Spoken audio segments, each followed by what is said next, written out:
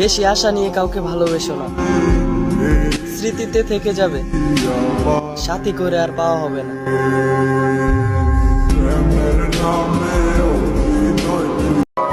সে যে আসি বইলা গেল চইলা ফিরাইলো না, নদীর ঘাটা কুইনা প্রহর গেল জোয়ার পাইলাম না।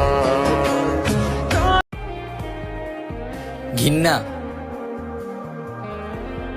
ঘৃণা যেহেতু করবা তাহলে আগেই বলে দিতা,